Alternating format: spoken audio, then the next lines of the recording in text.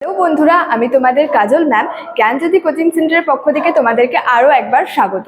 তো বন্ধুরা, আজকে আমি তোমাদের সামনে যে টপিকটি নিয়ে চলে এসেছি সেটি হচ্ছে হরপ্পার মৃৎশিল্প বা যে হরপ্পান যে পটারি ছিল সেটি সম্পর্কে কিন্তু আজকে আমি তোমাদের সাথে কিন্তু আলোচনা করব। তো আলোচনার আগে তোমাদেরকে একটা ছোট্ট ইনফরমেশন দিতে চাই। তোমরা যারা আমাদের কোচিং সেন্টারে এখনো যুক্ত হওনি কিংবা যুক্ত হতে চাইছো, তারা উপরে দুটি নাম্বার দেখতে পাচ্ছ 6295916282 এবং 7076398606। এই দুটি নাম্বারের মধ্যে কিন্তু যে কোনো একটি নাম্বারে যোগাযোগ করে আমাদের সঙ্গে কিন্তু যুক্ত হয়ে যেতে পারো। তো দেরি না করে আজকে টপিক সম্পর্কে কিন্তু আলোচনা শুরু করেছি।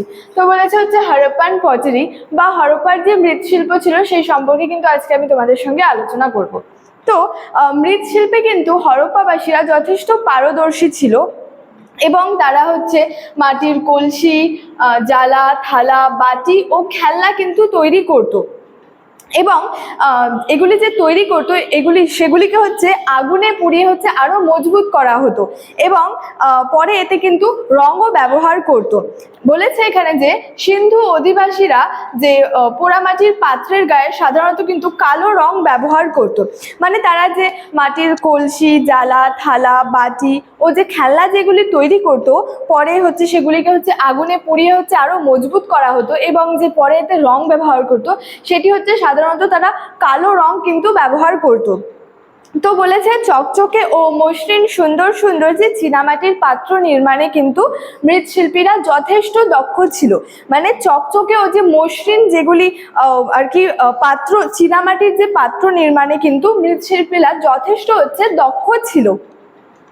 পোড়ামাটির শিলমোহর তৈরিতে তারা কিন্তু অভ্যস্ত ছিল এবং মহেঞ্জোদারোতে প্রাপ্ত শিলমোহরে হচ্ছে ষাঁড়ের যে মূর্তি, তাদের জীবনযাত্রা এবং হচ্ছে জীবনযাত্রায় কিন্তু শিল্প ভাবনার একটা হচ্ছে পরিচয় বহন করে। মানে মহেঞ্জোদারো থেকে যে প্রাপ্ত শিলমোহরগুলিতে হচ্ছে ষাঁড়ের মূর্তি তাদের হচ্ছে জীবনযাত্রায় শিল্প ভাবনার হচ্ছে পরিচয় বহন করে।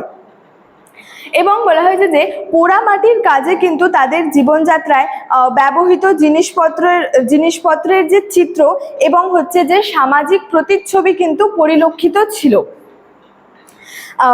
কিন্তু তবে বলা হয়েছে যে হরপ্পার মূর্তিগুলি মহেঞ্জোদারোর মূর্তি অপেক্ষা কিন্তু অনেক হচ্ছে সুগঠিত এবং হচ্ছে যে সমৃদ্ধ ছিল এবং হরপ্পার মূর্তিতে কিন্তু মানুষ, বাঘ, গন্ডার, পাখি এবং খেলনা হচ্ছে ধরা পড়েছে। মানে হরপ্পার যে মূর্তিগুলি ছিল, মানে মূর্তিতে সেখানে হচ্ছে মানুষ, বাঘ, গন্ডার, পাখি এবং হচ্ছে যে খেলনা ধরা পড়েছে।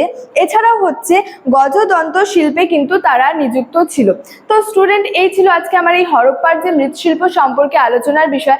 ভিডিওটি তোমাদের কেমন লাগলো অবশ্যই আমাকে কমেন্ট করে জানিও এবং ভিডিওটি ভালো লাগলে বন্ধুদের সঙ্গে শেয়ার করতে কিন্তু ভুলবে না। দেখা হচ্ছে তোমাদের সঙ্গে পরবর্তী ভিডিওতে। ততক্ষণের জন্য ভালো থেকো, সুস্থ থেকো। Thank you so much. Thanks for watching.